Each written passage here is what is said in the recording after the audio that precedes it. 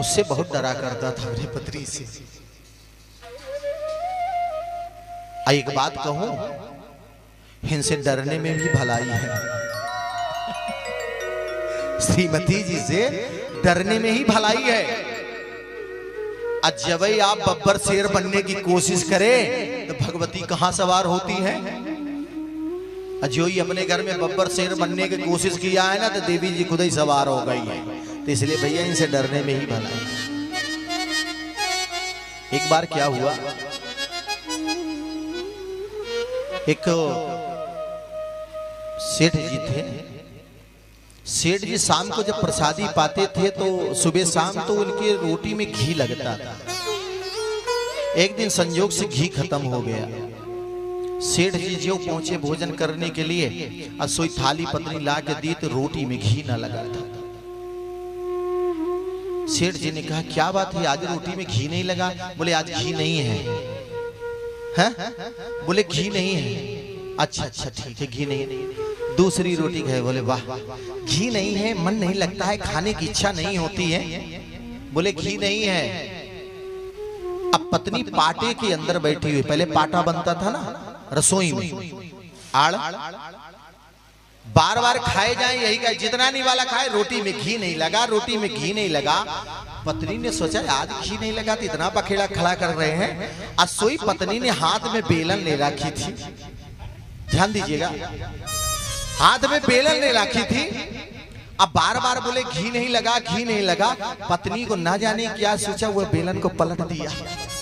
और जो पलट दिया तो सेठ जी के खोपड़िया में आके लग गई। और जो लगा तो फूल आया। अब फूल आया तो सेठ जी सोचते हे भगवान ये बजा कहां से, बेलन सामने। अब सेठ जी बोले कि दोबारा यदि बोल दिया कि घी नहीं लिया है तो दोबारा ना जाने क्या हो। अब सेठ जी तो किसी प्रकार से खाए पिए हाथ धुल के वहां से गए।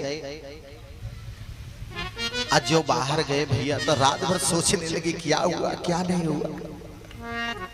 सुबह के टाइम हुआ तो पत्नी से कुछ बोले नहीं, सीधे चले गए बाजार। अब बाजार में जब पहुंचे तो उनके मित्र मिल गए सेठ जी के। सेठ जी से कहते सेठ जी क्या हाल चाल है? तो बोले सब ठीक है ठाक है। बोले ये सूजा कैसे है, ये कैसे सूज आया? अब कैसे बताए कि पत्नी ने मारा है? अब कैसे बताए कि पत्नी ने मारा? अरे भैया कल शाम को गिर पड़े थे, वही लग गया है तो सूज आया है। अरे राम राम, जब सूज आया तो इसमें घी लगा देते। अरे बोले सारा मामला तो घी ही का है। बोले जो सूज आया तो इसमें घी लगा देते। बोले सारा मामला तो घी ही का है।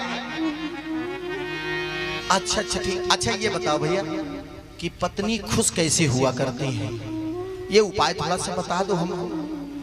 तो बोले भैया पत्नी को खुश करने का एक ही उपाय है। बोले क्या? पत्नी की जितनी तारीफ करो पत्नी उतनी खुश रहती है। अच्छा आज से अभ्यास करेंगे। शाम को लौट के घर आए, जब पत्नी ने थाली लगाया सामने तो जो रोटी थी भैया वो रोटी जली हुई थी। आराम से बैठ जाए तो कथा कहने में भी जब बीच बीच आते जाते हैं तो भ्रमित होता है ना। इशारे से काम करो अपने में, लेकिन उठो नहीं बीच में कथा से। बोले सांवरिया सरकार की। थाली सामने आई तो जो रोटी थी वो रोटी थी जली। जो रोटी उठाया तो कहते वाह रोटी तो ऐसी बनी है जैसे चांद का टुकड़ा है। अब पत्नी फिर पाटे के अंदर बैठी है, अब बेलन हाथ में लिए उसको नचा रही है। सेठ ने सोचा कि हमारे मित्र ने कहा तारीफ करो। एक रोटी तो किसी तरह से खा लिए, घी वगैरह जो लगा था लगा ही था। दूसरी रोटी जब उठाए तो बीच का भाग जो था ठीक ठाक था, किनारे वाला पूरा जला था। और जो रोटी उठाया बढ़िया अंदर से काट करके बीच वाला खा लिए। और जो रोटी उठाया बोले वाह जैसे शरद पूर्णिमा की रात्रि का चांद दिखता है वैसी रोटी है। अब पत्नी का माथा तो ठनक रहा है, नाक टेढ़ी हो गई।